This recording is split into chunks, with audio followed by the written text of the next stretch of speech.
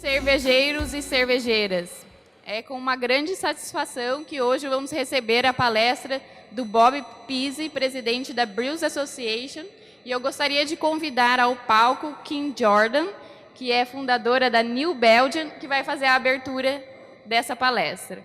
Bob and I worked along with Charlie Papazian and a host of influential craft brewers in the United States.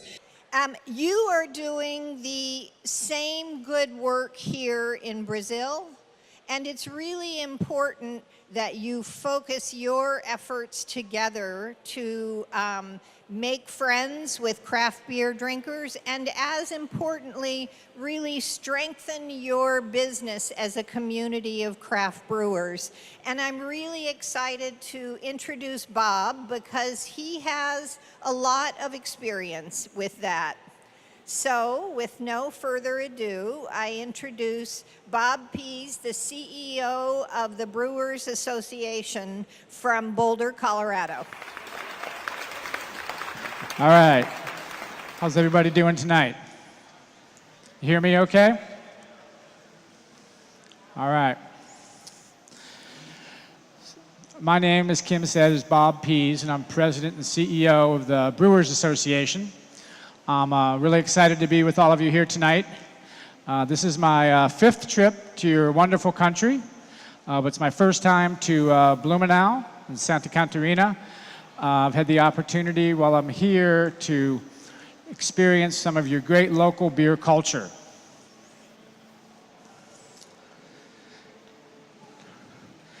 Tonight, I'm going to talk to you about four or five different things. I'm going to talk to you a little bit about the Brewers Association, who the Brewers Association is, and what it is that we do. I'm going to talk to you about a couple of our specific programs at the BA. One is our Export Development Program, and that's one of the programs that gives us the opportunity to travel internationally and support beer culture around the globe. I'm going to talk from a statistical purpose about the state of U.S. craft beer and what's happening from a statistical angle with craft beer and with large beer. Then I'm going to talk to you about one of our programs that's also very important, and that's our Independent Craft Brewer Seal. And then at the end, I'm going to wrap up with just some trends that we're seeing, both from a beer style perspective and also with regards to packaging. And then I would love to take any questions that the audience might have. Sound good? All right, get started. Let's roll. Okay, so who is the Brewers Association? We are a trade association that works to promote and protect America's craft brewers. We're based in Boulder, Colorado, and we have a full-time staff of 66. So we're a pretty large trade association, and unlike most trade associations, we're very lucky we're not based in Washington, D.C. We're based in a beautiful part of the United States, Boulder, Colorado, and I'm fortunate to call that home. At our core, at our essence, we are a membership organization. We are governed by brewers. We have a 19-person board of directors who sets our strategic policy, and we are made up of brewers. We have 5,000 small and independent breweries as members of the Brewers Association. And so we work for them each and every day. And on their behalf, we have multiple programs and projects that help support our purpose, which is, again, to promote and protect America's craft brewers, their beers, and the community of brewing enthusiasts. So what do we do with promote and protect? What does that mean? Well, I'll tell you. We do a bunch of different things. We publish magazines and books. So for our brewery members, we publish a magazine called The New Brewer. That comes out 6 times a year, and everybody gets a copy. For our amateur members, and we have 46,000 members of the American Homebrewers Association as part of the Brewers Association. I guess down here I'm hearing it called AHA. So, but the American Homebrewers Association, very, very important part of our organization, and they get the Zymergy magazine, and that also comes out 6 times a year or bi-monthly. We publish books. We have a division of our organization called Brewers Publications, where we have over 60 book titles in print. We are very active on what we call technical brewing. And what I mean by that is we are funding research to support the development of a sustainable supply chain. Supply chain, what does that mean? That means that there are an adequate and quality supply of hops and barley and glass and aluminum and yeast, all of the key raw materials that go into producing world-class beer. We are also very active in government affairs. You see the little Capitol icon up there. That's not because for Donald Trump, but that is because beer is a very heavily regulated and taxed industry, just like it is here in Brazil, maybe even more so in Brazil. So I travel to Washington about once a month and lobby on behalf of American craft brewers. That's right, I am a registered federal lobbyist, but so not all lobbyists are bad. Internationally, I think what we are best known for are our special events. So we have 4 that are really our big ticket events. Every year we do a conference and trade show called Craft Brewers Conference and Brew Expo America. I know some of you have been to that. That's an event that we take to a different city each year. It's really become a global event as the craft beer revolution has spread around the world. This year, that event is coming up in 3 weeks, and it's in Denver, Colorado. It's April 8th through the 11th. There'll be about 13,000 people there, and roughly 950 exhibiting companies.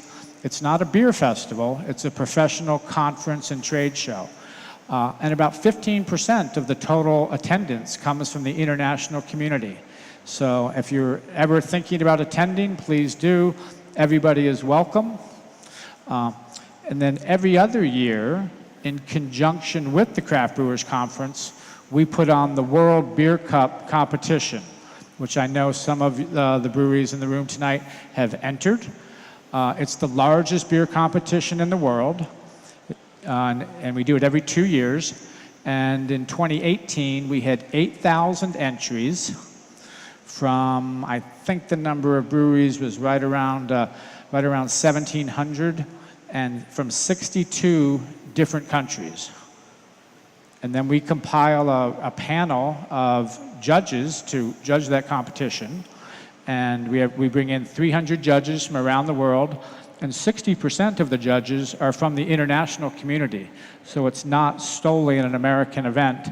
And we have now, I think, on our judge panel, around 20 to 25 judges from Brazil. In addition to the Craft Brewers Conference and World Beer Cup, every fall we do the biggest consumer-facing beer event in the country. It's called the Great American Beer Festival. It's a fantastic time. It's kind of the pinnacle of American beer culture. It takes place every year in Denver, Colorado. Over 3 days, we get about 50,000 people in to attend our 4 different sessions. And then finally, the last event that's really important to us is an event called Savor. It's relatively new for us, only 11 years old. And that is an event that really seeks to showcase the compatibility of world-class beer with world-class food. It's held every spring in Washington, D.C. Very beautiful venue. It's very fancy. It's very upscale. It's very small. And that really helps also us kind of combine our efforts in Washington on government affairs. So now that I've told you a little bit about what the Brewers Association is and who we are, I want to try to show you.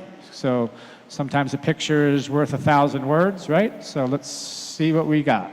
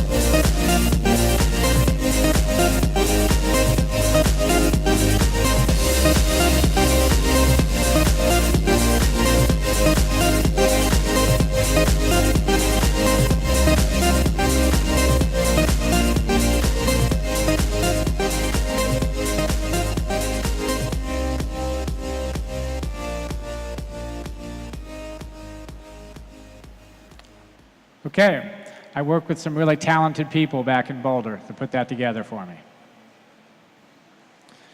So again, wrapping up who the Brewers Association is, who we are. We're a membership organization. We have over 50,000 members across the globe when you factor in the 46,000 from the American Homebrewers Association and the 5,000 brewery members from the United States brewing community. We also have 1,700 members of the allied trade. Those are the companies that are out in your exhibit hall tonight, and I would certainly encourage the Brewers of Brazil to work with those companies to support your trade association, your association here in Brazil.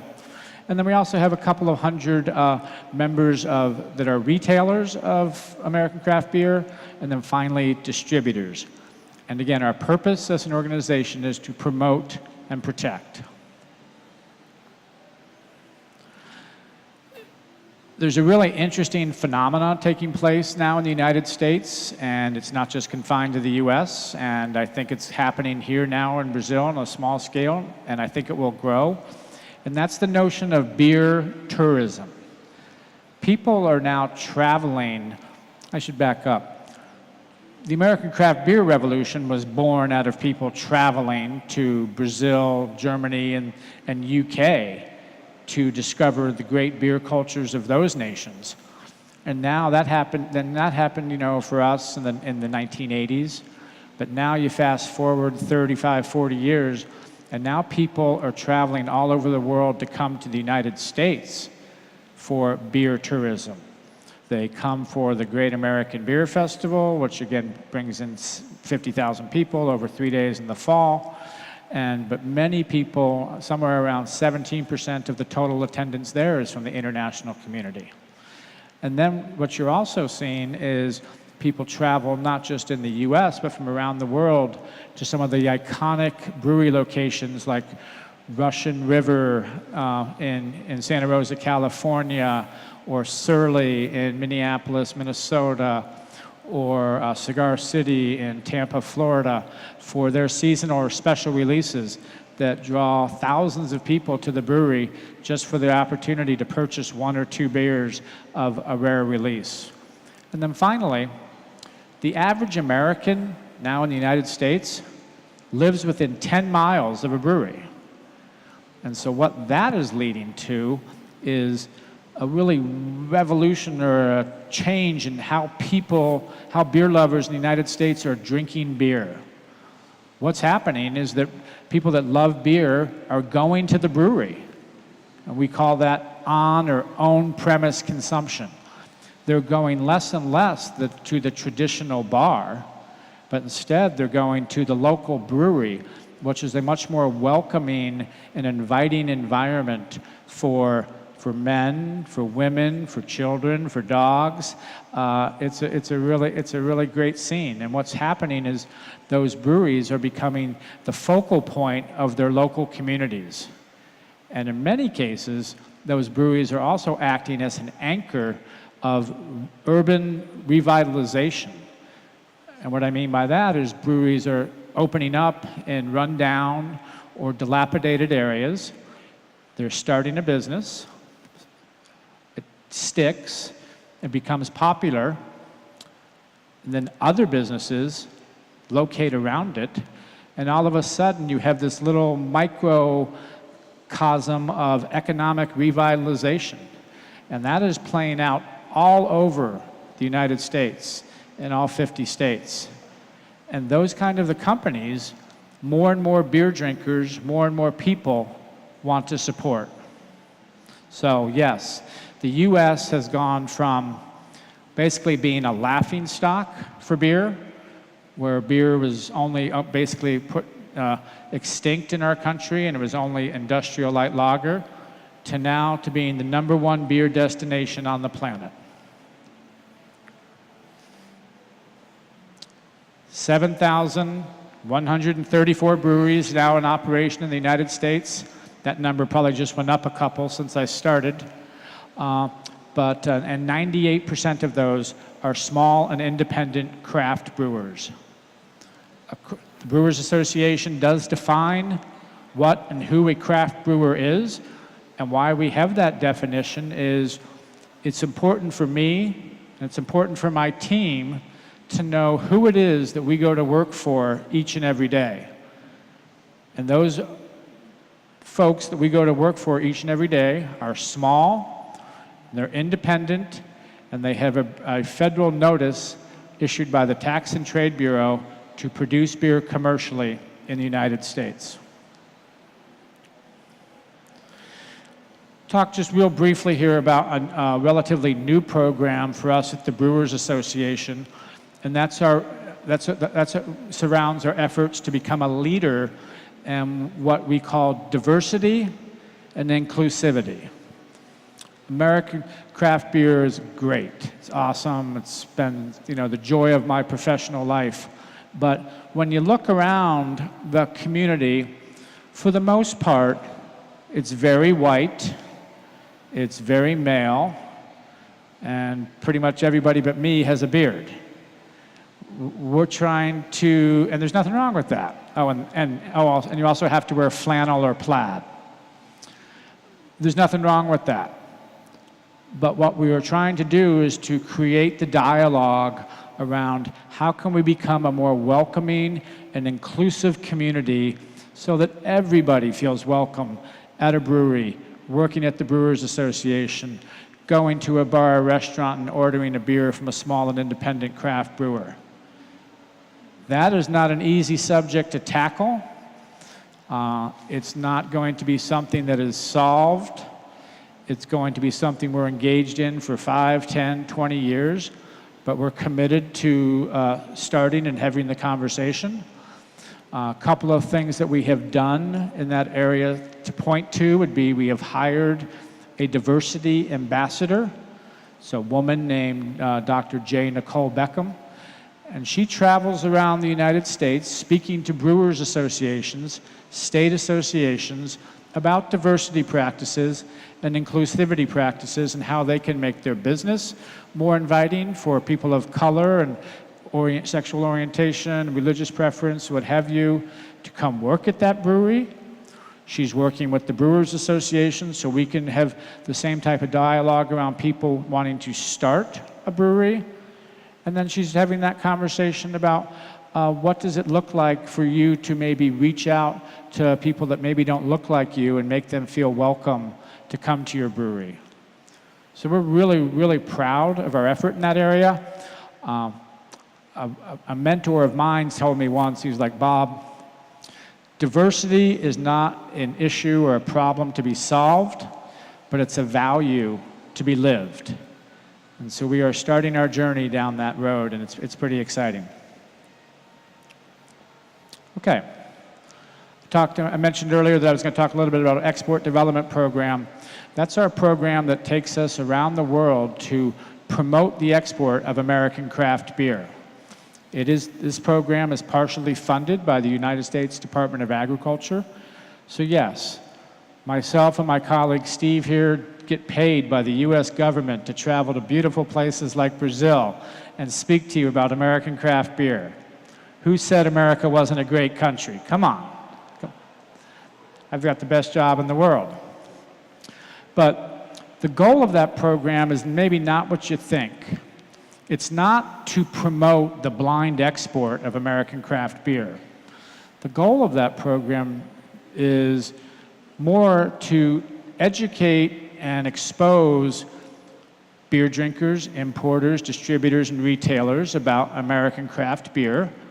And when we started this program 10 years ago, you might think, oh, that was a hard thing to do 10 years ago. Now, pretty much most people have heard of American craft beer. But the other thing that we're doing is we're going back to the United States, talking to our members and saying, hey, if you are interested in potentially exploring or opening a new market, here is an opportunities that exist for you in some of our target markets, and here are potential trading partners for you. Here's an importer or distributor that you might want to do business with. And where we come in is we kind of act like the middleman. We're like the facilitator. We like to fix people up. We like to matchmake.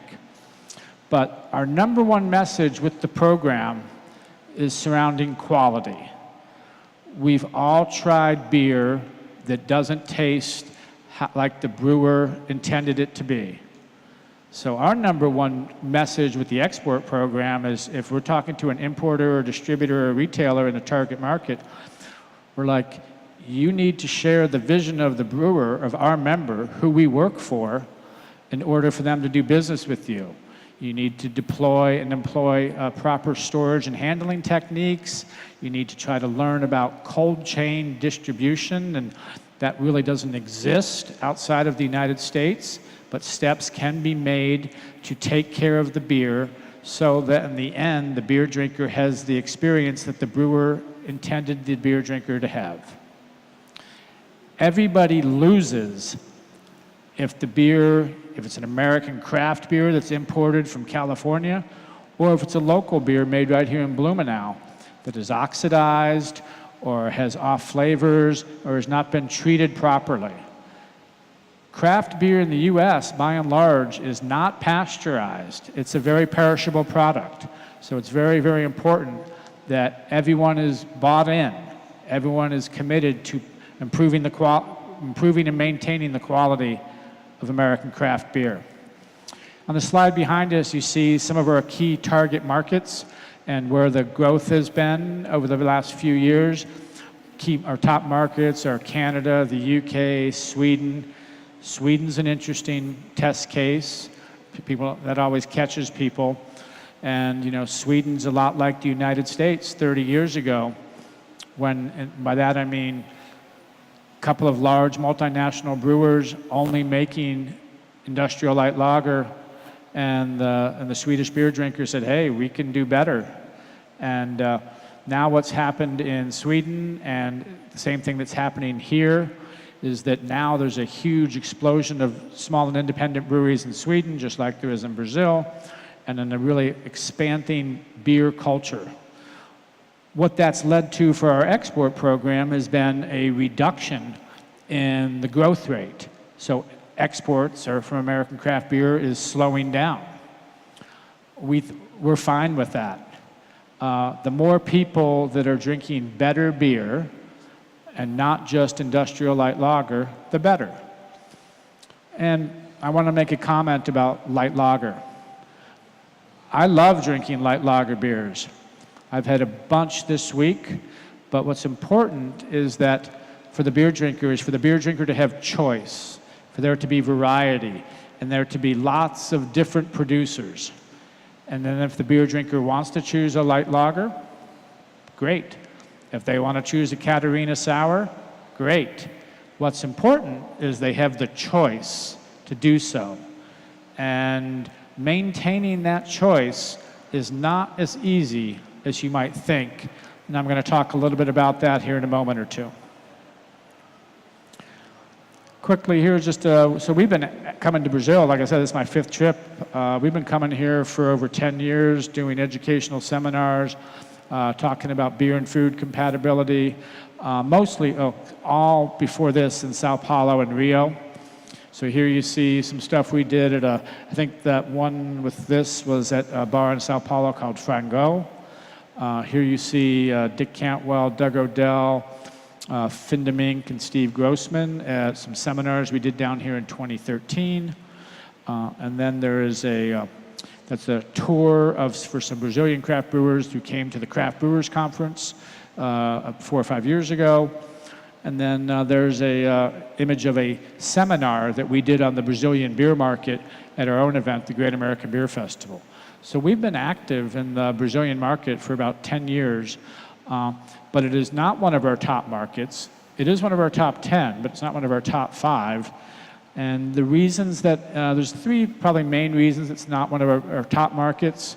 One is the sheer distance it is from the United States.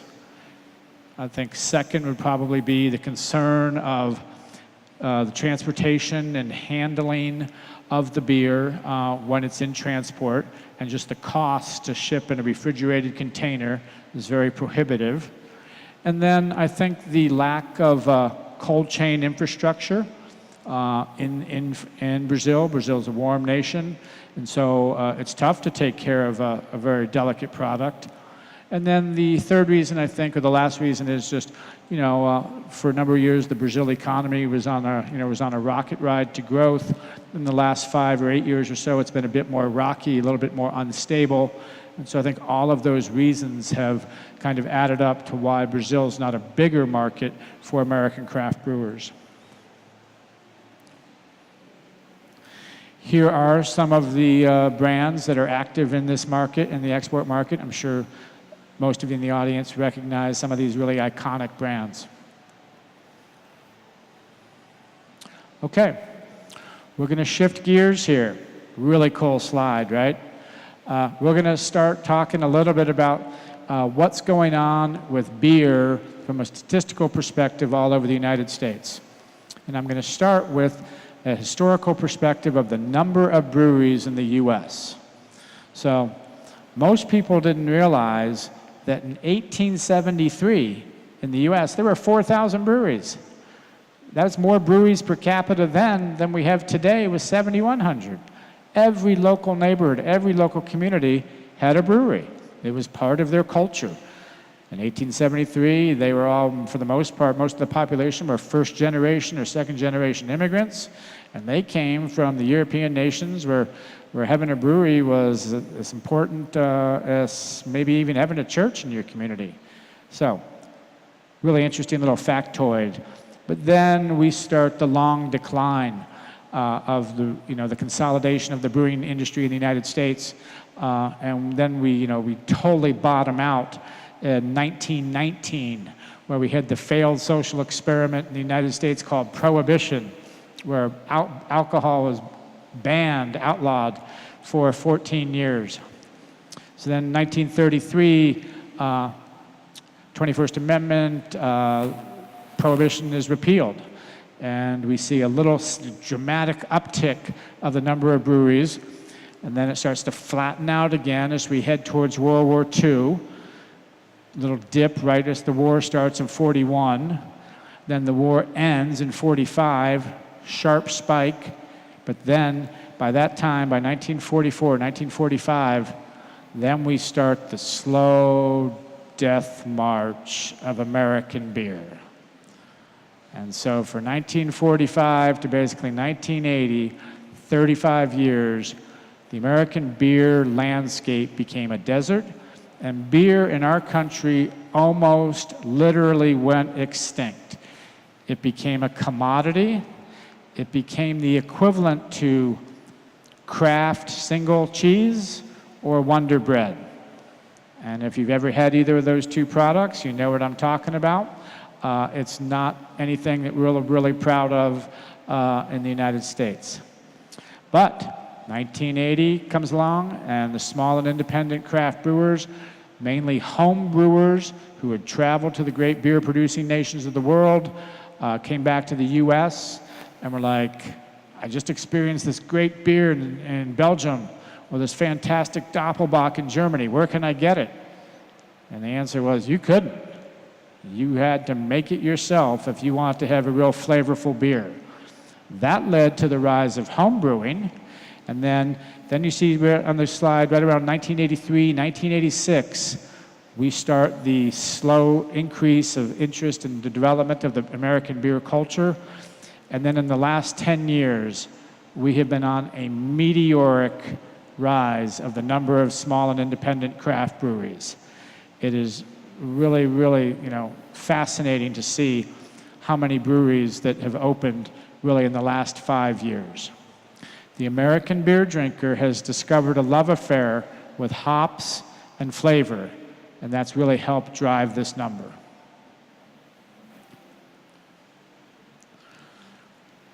This is a really startling slide here. This shows the just incredible shift in the mix of the American beer world. So this is all beer, okay? And so what this shows is since 1985, on the left-hand side, large domestic brewers, so from 1985 to 2018, that's first Budweiser, Miller, and Coors, and now Anheuser-Busch InBev, Miller Coors, then Molson Coors, they have lost 44 million barrels of production volume. In the United States, the unit of measure for beer is a barrel. 1 barrel is 31 gallons. 1 barrel is the equivalent to 1.17 hectoliters. So hopefully I did the conversion right for you.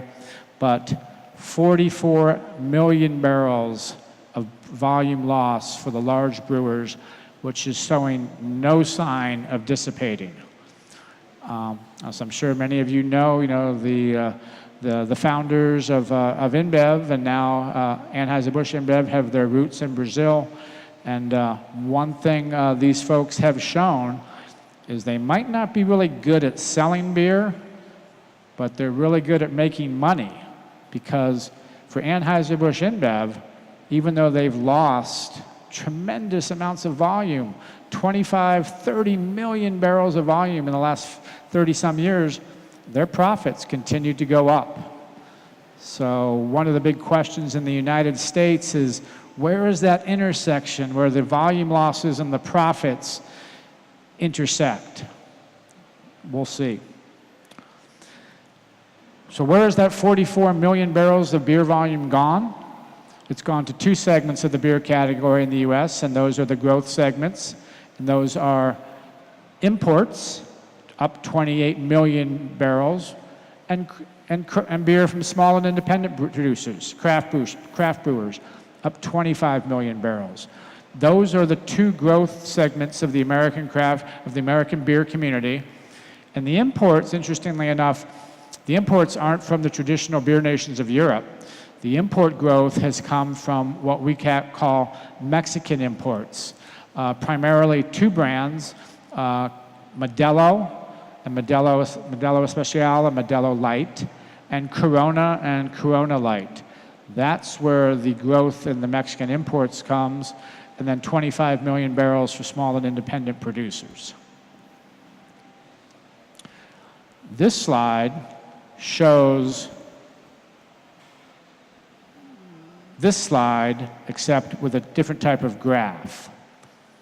So what you have here is in the yellow, you have beer from the large domestic brewers, starting in 1950. So again, back to Budweiser, Miller, Coors, et cetera, peaking in our country right around 1980. And then since then, it has been on a pretty serious, precipitous decline. The red line is beer from small and independent producers, craft brewers. And again, you can see how that kind of, is flat, flat, flat, flat, flat. And then right around 1998, it starts to take off, and we've been on a pretty steady increase ever since. The blue line represents beers from what we would call old regional breweries. So you have to remember back in 1950, when this graph starts, there were plenty of large brewers in the US besides Budweiser, Miller, and Coors. Companies like Schlitz, Schaefer, Falstaff, Olympia, etc. And most of those breweries are all gone. They were all gobbled up and consolidated and taken over by either Anheuser-Busch, Miller, or Coors. But all of those breweries, so now in this country, now in the US, Anheuser-Busch InBev and Miller Coors still have what we call value brands. So that's beer that's sold at a very, very low price. But you can see that they too are in a pretty steep decline. So what we call this is just the premiumization of beer.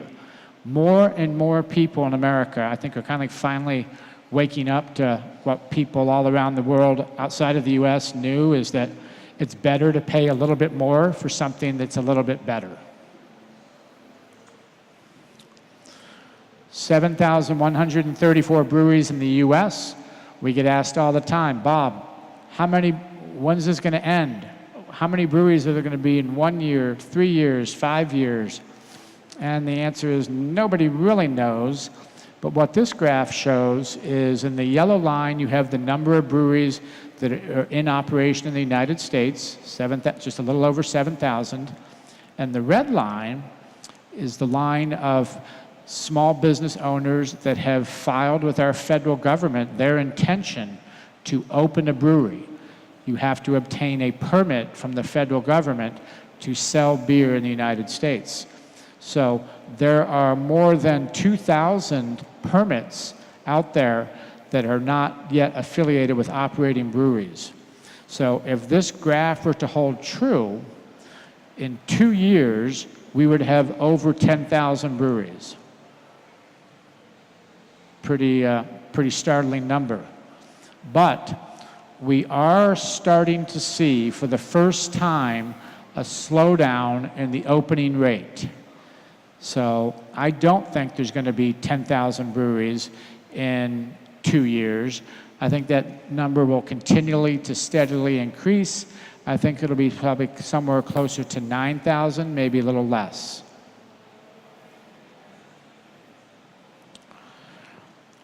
I'm not sure in the audience how much people know about the different makeup and mix of the 7,000 breweries in operation in the US. I call this slide "Small is Beautiful," because I'm here to tell you that the vast, vast majority of small and independent breweries in the US are very small, probably no bigger than the average brewery in Brazil. The median size of a member of the Brewers Association is 624 barrels of production a year. So a little over 600 hectoliters is the median size of an American craft brewer. 84%, the vast majority of all the beer in the United States, is made by 0.4% of all the breweries. So that slide with the big, tall bar graph, that's the large breweries. In the United States, Anheuser-Busch InBev has, I think, 12 breweries, and Miller Coors has 9 or 10. They're the ones that make over 1 million barrels a year. 7.3% of all U.S. production is made by little less than 1% of all the breweries. And then what I really like is just the graph right there at the end, the little small little bar chart, where 74% of all U.S. breweries are less than 1,000 barrels in size, and they only make up 0.6% of all of the beer volume. So again, the point of this slide is just to illustrate how intensely hyper-local everything is in the United States. This is a slide that shows how much the craft beer sector has been growing year over year in terms of the growth rate of production. So you can see that things have changed quite a bit, right? I mean, we've gone from a pinnacle in 2014 of 18% of a growth rate down to 6, 5, 4. We're going to be at 4% for 2018. And, you know, some people are like, hey, you know, is that a bad thing? Well, it's not as positive as it was, but what people have to keep in mind is 4% growth now represents almost the same amount of growth back in 2010 or 2011 when we were growing 12 or 13%. The craft beer sector is just so much bigger, now over 25 million barrels a year. Here you see that kind of split out a different way, and you can see that in 2018, we're going to add 1 million barrels to the craft brewer data set, almost as much as we added in 2010. So it's just the base of craft brewing is bigger, and where that growth is coming from primarily are from the smallest and the most local breweries. It has gotten intensely competitive in the beer market for our largest members, and we're going to talk a little bit about that more here in a moment. Quickly, this slide just shows the openings and closings, openings in the red, closings in the yellow, of a percent of operating breweries since 1986. And what we're really seeing here is that the number of openings still vastly outpaces the number of closings by a magnitude of about 4 to 5 to 1, but the number of closings is increasing. We saw over 200 in 2018, and we'll see more than that in 2019.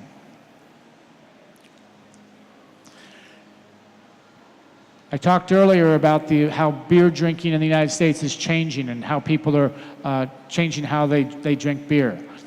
This is a slide that shows that a majority of craft drinkers visited a brewery last year, and on average, those people during their visits purchased 4.8 pints over the number of visits that they make.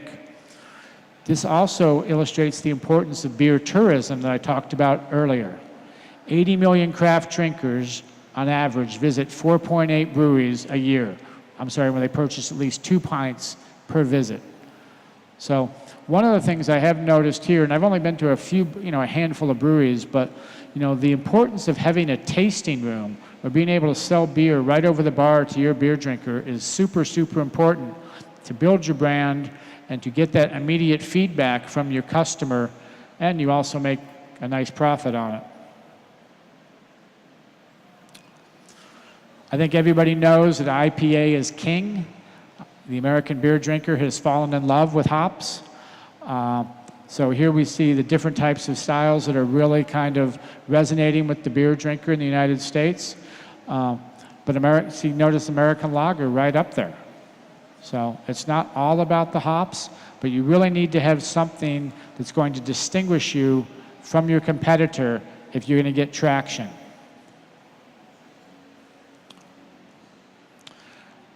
Look at that in terms of IPA's increase since 2013, up to 32.7%. And that red line is what we call craft scan. So that's beer that was purchased at a grocery store or a liquor store that was captured by a company, and that sale that was captured by a data company like Nielsen or IRI. And that doesn't even capture a lot of the beers that are not part of what we call scan data.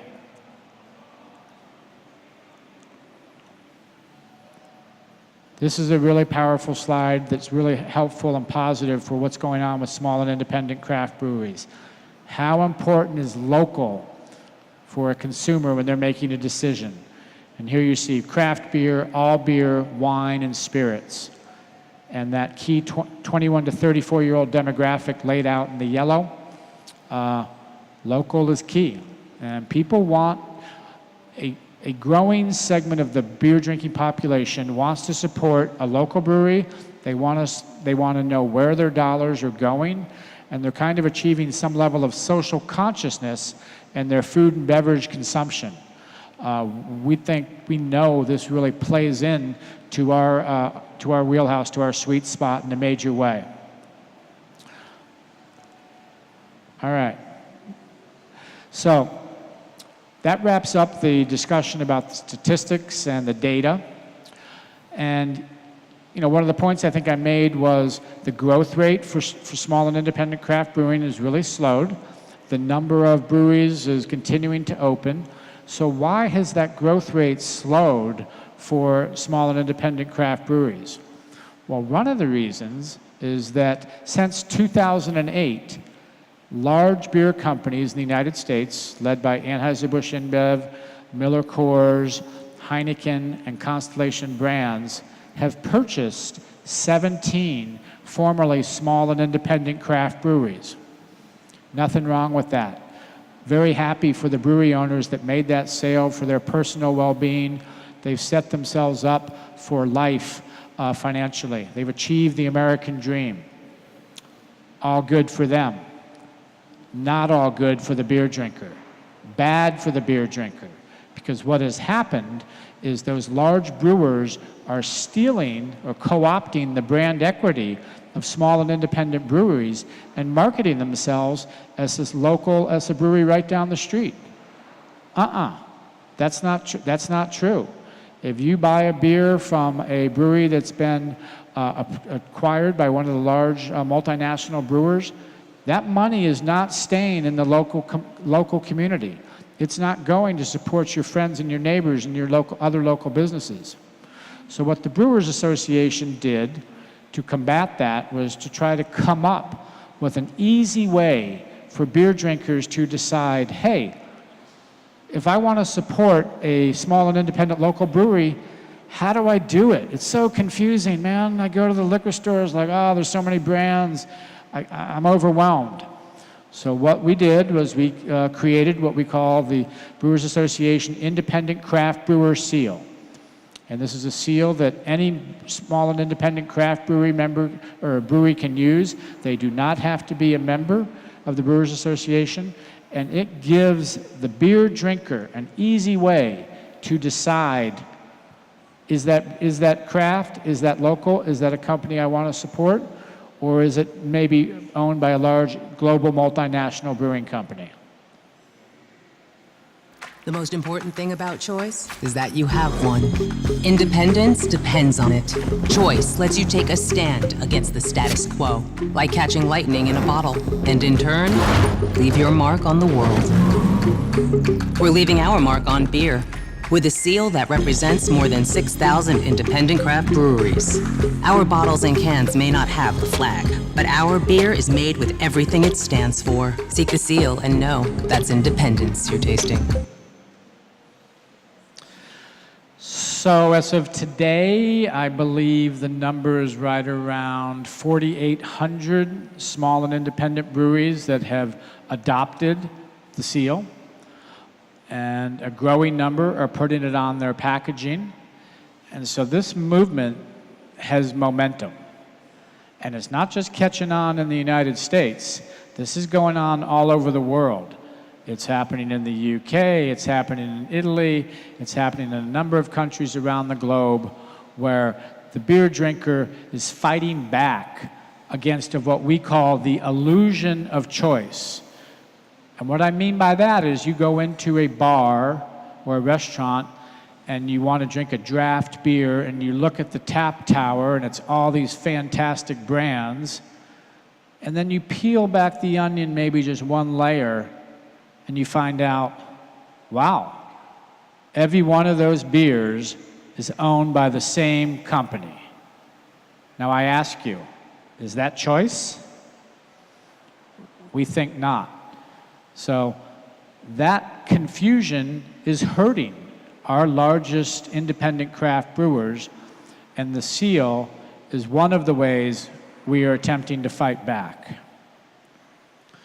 55% of craft beer purchases say they factor small and independent and to their purchasing decision. And that number is growing. We test for this 2 times a year. We do what they call in the marketing speak attitudes, awareness, and usage study. And the recognition and importance of the seal is growing, and it's got momentum. So what have we done? We created the seal in June 2017. From there, we launched a tongue-in-cheek campaign where we were going to crowdfund or crowdsource an attempt to purchase Anheuser-Busch InBev for $213 billion. We've launched a website for retailers so they can get involved and they can support.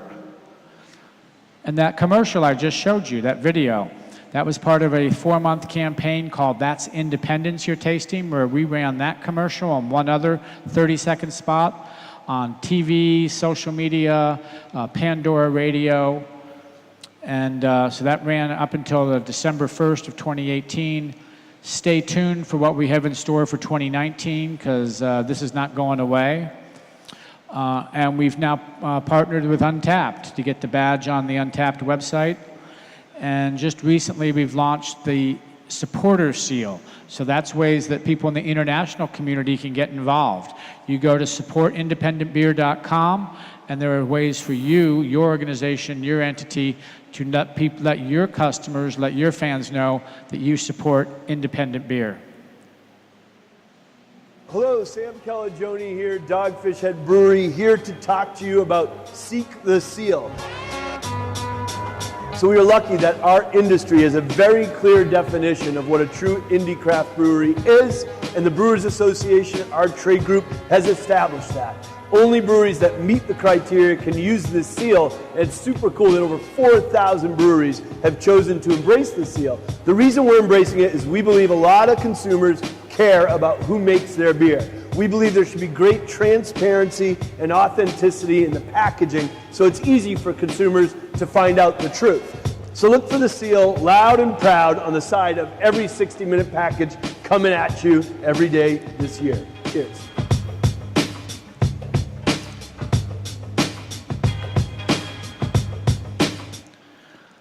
I know Sam has a lot of energy, but I've never seen him that herky-jerky before. Hey, but getting a testimonial like that, very important to us. Sam, as I'm sure many of the people in this room are familiar, his brand is iconic, and for him to endorse the seal in that proud public way really has really helped others do the same. All right, I'm wrapping up here, and I want to just finish, and maybe we can take a couple of questions if we have time, but talk a little bit about packaging mix, because one of the things that I have noticed here in Brazil is the dominant package by far is glass, and there's nothing wrong with glass. For years, it was seen as the only way to very truly take care of world-class beer. I'm here to tell you that cans can do the same. Glass, or the bottle, is still the most popular package in the US, but cans are growing. And the number, one of the, there's a handful of reasons why cans are becoming more popular. They're cheaper, by and large, for the most part. They are more sustainable. They're easier to recycle. They take less energy to recycle than glass. And the brewer gets the full 360-degree wrap or marketing angle on the can. So one of the things I would just share with this group is I bet you when I come back here to Brazil, I'm going to see a lot more cans. So the point of this is not to say cans are better or glass is better. The point is to say that cans are a viable option for a small and independent craft brewer. So this slide to us illustrates again the importance of what we call on-premise and consumption and tap room rights, being able to sell your beer at the place of where you make it. At the brewery sales for craft brewers is now 10% of all our volume. 25 million barrels, 25 million hectoliters of total sales for small and independent craft brewers. 10% of that is at the brewery and growing. Brazil has, Brazilian brewers have a myriad of challenges, certainly taxation challenges, probably worse than the United States. They're more difficult. In the United States, we have forces trying to take away the right of brewers to sell their beer at their brewery. That's right. We have entities, and I can't get into this or we'll be here forever, but the distributors are trying to fight breweries' right to sell their beer at the point of production. And that is something the Brewers Association and our government affairs work is fighting back very, very hard against. But that's probably not something that, for example, that brewers in Brazil have to worry about. Here you see the mix of, and this is where I'm wrapping up, small and independent beer producers win at draft. We win at the point of purchase where you can pour a beautiful beer of a different style into a beer style appropriate glass, and you can have that romance of the production and the pour for beer. That is where we kind of separate ourselves from the large industrial beer. So it's very, very important to us, and you can see here in the US, 40% of independent beer is on draft, where overall beer is 10%. So the beer drinker in the US likes their beer on draft. It's a total opportunity for what we call tableside innovation, where you can kind of mimic what happens when a sommelier presents a bottle of wine. That's it. I thank you so much for your patience. Thank you for your attention.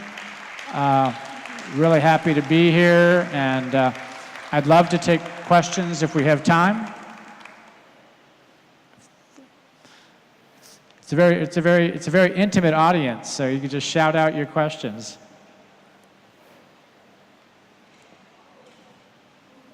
Yes, sir. I'm sorry?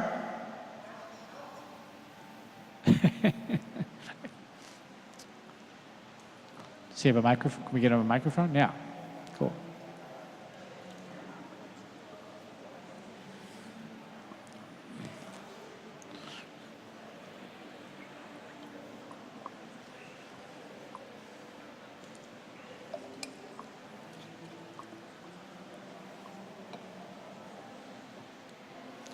Hello, hello. Hey. Hi. Beer faced prohibition in the US during the 1920s and 30s, and a similar product has been under wraps by the government by the past years and now has been facing a resurgence.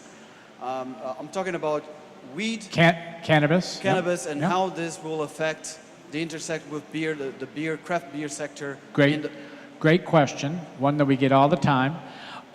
So probably most of you know that, in the United States, federally, marijuana or cannabis is still illegal, but a number of states and a growing number of states have legalized it at the state level, including where I'm from, Colorado. Now, for those of you that have been to Colorado, marijuana has kind of always been legal there, so it's not that big of a deal, but it is growing state by state. I think it's going to be legalized federally within 10 years. Canada has legalized cannabis nationally across the country. So we'll be looking to see what happens there. But so far, there is no data to support that cannabis legalization has led to a decline in craft beer consumption. And we're looking at that closely because, is it an increase? You're telling me it increases? I hope so. I hope so. Other questions?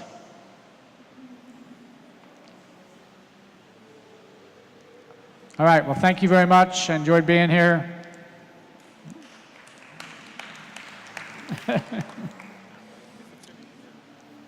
Okay, I had a question about the seal and the program. Yes. How many people are needed to manage such a program, and how many time it takes to model it? You know, we're a pretty robust trade association. We have 66 full-time employees, but we have a department called our craft beer program, and so there are 3 people working on this full-time. And then that also trickles down to, so they're the ones just working on it full-time. Our creative people, our information technology people, our membership people also work on it as well. So it's an organization-wide commitment. All right, see everybody out there let's drink a beer together. Good night.